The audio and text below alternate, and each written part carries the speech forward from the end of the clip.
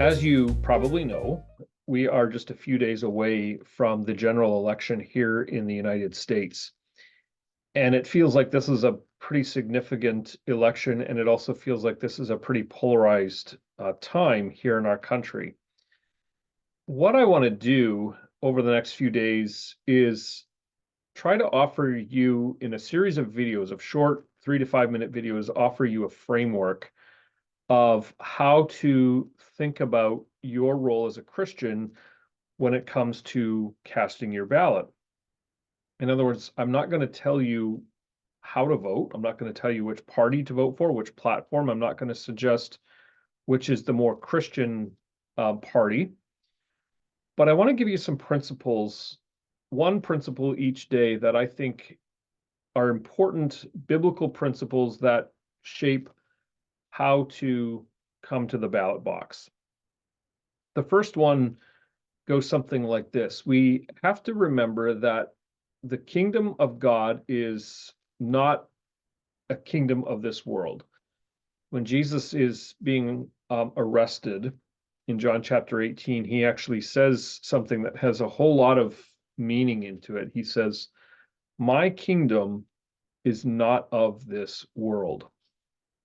And what that means is that when we think about the kingdom of Jesus and the values and the ethics and the priorities, all the things that matter to Jesus, those things cannot be fully captured by any single party or platform or candidate.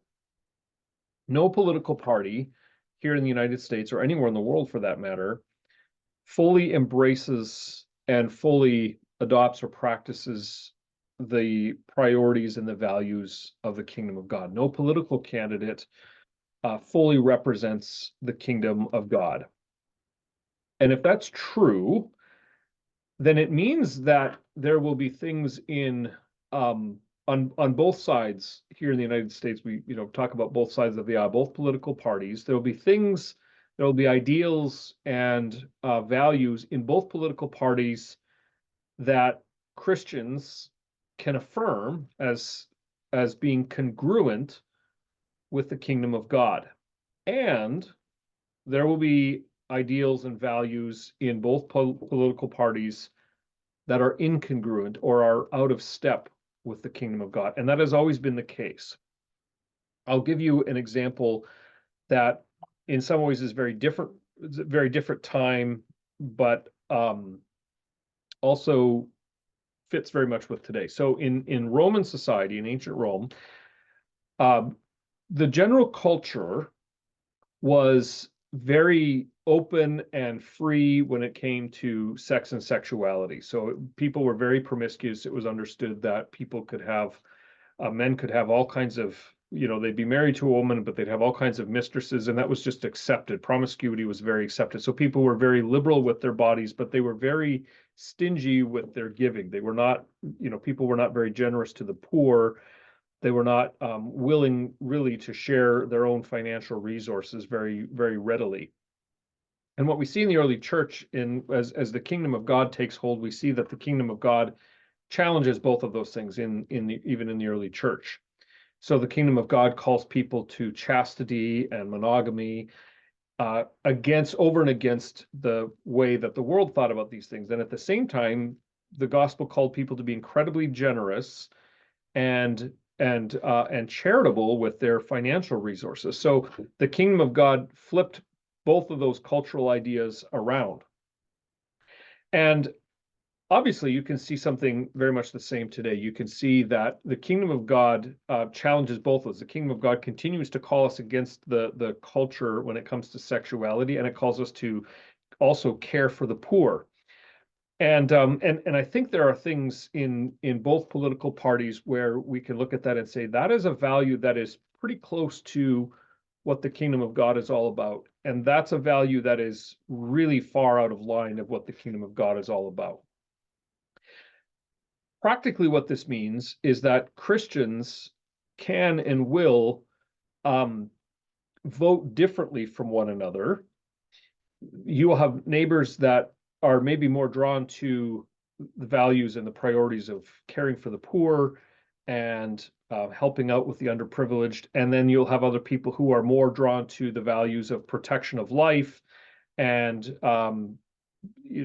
traditional marriage, traditional view of marriage, and so on. What we should not do is, as Christians, go to one another and say, if you don't vote the way that I do, then somehow you are less of a Christian, right? We should not call a person's faith, we should be really, really hesitant to call a person's faith into question, their Christian beliefs into question, just because they vote differently than we do. Because they may, according to their own conscience, may be voting according to the principles of the kingdom of God as they see them in the party of their choice. And I think furthermore, it means that we should ask ourselves probably 3 questions as you cast your ballot, as you consider your allegiances. I think you should ask, number 1, how does the kingdom of God, the values, the beliefs, the convictions, the priorities of the kingdom of God, how do they challenge my preferred party or platform? So when you think about the person that you want to vote for, or the party that you tend to vote for, how does the kingdom of God challenge some of the things that your party, your preferred party, holds to and embraces? And then the flip side of that, I think, is also a question worth asking. And maybe it's one we should ask first. How does the kingdom of God and the values and the priorities of God's kingdom, how does that affirm my preferred party or platform?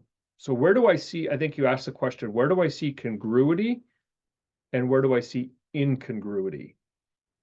And that helps us then cast our ballot. It doesn't, it helps us to say then, well, which of these best aligns with the priorities of God's kingdom as I see it and as I understand it? And when I see somebody that I don't necessarily agree with, do I assume and am I prepared to recognize that they too are seeking to embrace the values of God's kingdom? So the kingdom of God is not of this world. The kingdom of God is going to critique and challenge as well as affirm values in both political parties. And our job is to determine which of these parties, which of these candidates best aligns with the kingdom of God as I see it and as I understand it. Come back tomorrow. We're going to talk about something called Christian nationalism and how do we understand what that is and how does that shape how we go to the ballot box. Thanks for watching. We'll see you tomorrow.